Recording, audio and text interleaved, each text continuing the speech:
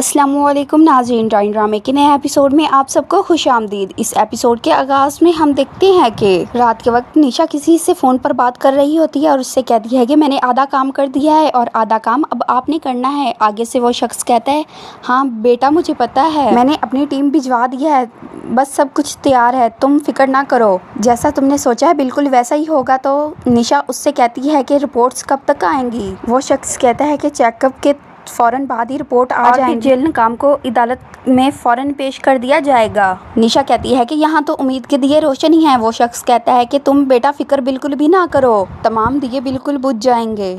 ज़किया ने अपने आप को ज़ख्मी कर दिया है, अब तुम्हारा काम और आसान हो गया है। निशा कहती है ये तो अभी शुरुआत है, अभी तो सिर्फ एक ही मोड़ा गया है। वो शख्स निशा से कहता है बेटा तुम्हें अब होशियारी से काम लेना होगा, ज़रा सी भी गलती तुम्हें बहुत बड़ा नुकसान पहुंचाएगी, सब खेल बर्बाद हो जाएगा। वो शख्स कहता है बेटा तुम्हारी मामा तुमको बहुत याद करती है। निशा कहती है मैं भी बहुत याद करती हूँ, जैसे ही यहाँ से कुछ खुशखबरी मिलेगी मैं फ़ौरन वहाँ पर चक्कर लगाऊंगी, आप दोनों का जल्दी ही मुंह मीठा करवाऊंगी। वो शख्स निशा से कहता है बेटा जब भी मैं आपसे बात करता हूं तो ये एहसास होता है जैसे नगीन मेरे आसपास ही है। तो निशा कहती है जैसे ही मैं आऊंगी ना, हम दोनों नहीं बल्कि तीनों बैठकर नगीन की बातें करेंगे, आप बिल्कुल भी उदास ना हो, आपकी नगीन आपके पास ही है। तो वो शख्स मुस्कुरा देता है, टेक केयर, ख्याल रखना बेटा, ये कहकर वो फ़ोन काट देता है। निशा भी फ़ोन काट कर खिड़की के पास कुर्सी पर बैठ कर रोने लगती है। उसे जवार की वो बातें याद आ रही होती है जब वो गाड़ी में थे। जवार उससे कह रहा होता है ये तुम्हारे साथ बिल्कुल खुश रहता है, बिल्कुल भी उदास नहीं होता, बिल्कुल भी तंग नहीं करता, ना रोता है ना तंग करता है, ये तुम्हें बहुत मिस करता है, तुमने इसको बहुत अच्छे से संभाल लिया है, सिर्फ हुनैन को भी या उसके बाबा को भी। और उसके बाद वो सोच रही होती है कि जवार से पूछती है कि सर आप तो अपनी बीवी से बहुत मोहब्बत करते होंगे। जवार कहता है बिल्कुल मैं अपनी बीवी से बहुत मोहब्बत करता हूँ, उसका ख्याल रखता हूँ। निशा जवार से कहती है नहीं बिल्कुल भी नहीं, हर शौहर अपनी बीवी से मोहब्बत नहीं करता।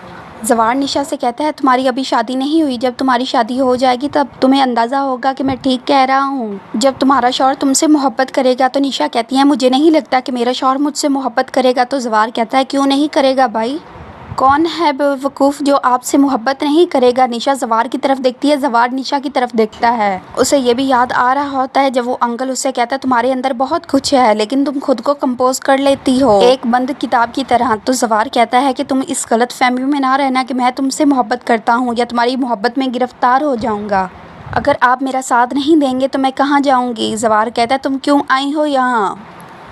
निशा जवार की शादी में जाती है, वो वहाँ जाकर कहती है शाह मेरा बेटा मुझे वापस कर दें, आपने मुझे वादा किया था। जवार कहता है वो मेरा और शबाब का बेटा तुम्हारा बेटा नहीं है, मैं पहले एक हुनैन को खो चुका हूँ, अब दोबारा नहीं खो सकता, तुम्हारा अब उस पर कोई हक नहीं है।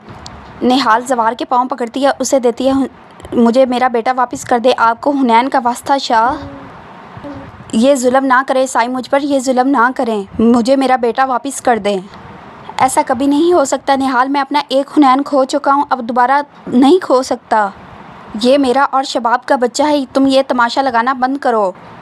निशा ये सब कुछ सोच रही होती है जबकि वो ये भी सोचती है कि जब वो जेल में जाती है और ज़किया से कहती है कि तुमने बेदर्जी से मुझे ख़त्म किया था। ज़किया पूछती है कि कौन हो तुम। तो निहाल कहती है कि मैं निहाल की रूह हूँ, मैं साया हूँ, निहाल का वो साया जो मरते दम तक तुम्हारा पीछा बिल्कुल भी नहीं छोड़ेगा। और ज़किया रो रही होती है मैंने कुछ नहीं किया, वैसे आज तो आप भी बहुत खुश लग रहे हैं।